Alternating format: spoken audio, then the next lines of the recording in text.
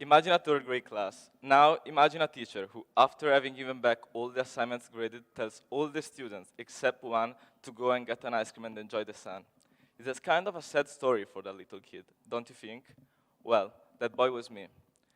Do you know why she left me there alone? Because of my calligraphy. Little did she know that it was out of my control. I had and still have dysgraphia, a very specific learning disability that affects written expression, but back then I didn't know either. According to written issue, the term comes from the Greek word dys, impair, and graphia, making letters first by hand. What is important to realize is that dysgraphia is a brain-based issue. It's not the result of a child being lazy. Actually, according to Scholastic.com, around 5% of the population has dysgraphia. A lot of people do not know. A lot of people do not even know of the existence of dysgraphia. A lot of people never took a test to prove it. There are many symptoms related to this condition. Here are a couple that I experienced. Having trouble with shape discrimination and letter spacing. Most of the people do not understand the difference when I write E or F, R or D, P or R, E or F. Just to make it clear, I don't know which letters I'm writing, but I get why you wouldn't understand. Sometimes, when I look back, I can't understand it either.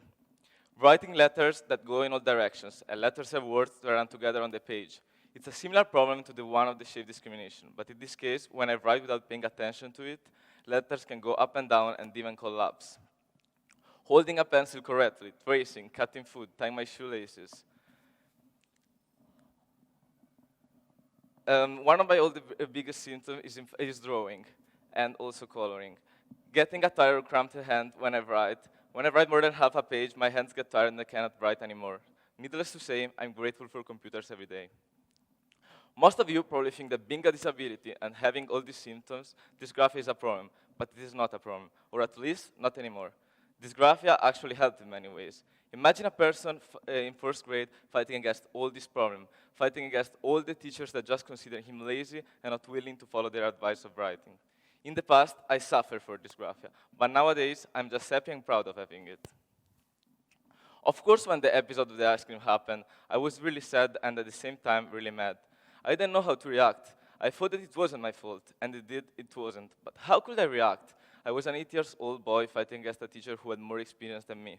I just let everything happen and spent an hour alone in that class. Realizing that experience was not fair, I understood that if I was right, I had all the rights to fight, and therefore I did so.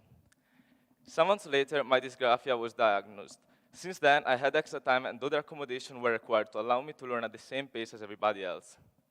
In the following years, many times teachers didn't want to give me extra time or to let me use short notes, even if it was my right.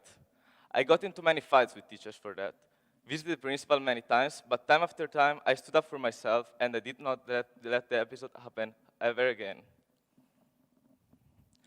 During the years of middle school, I had 4 other classmates with learning disabilities similar to dysgraphia.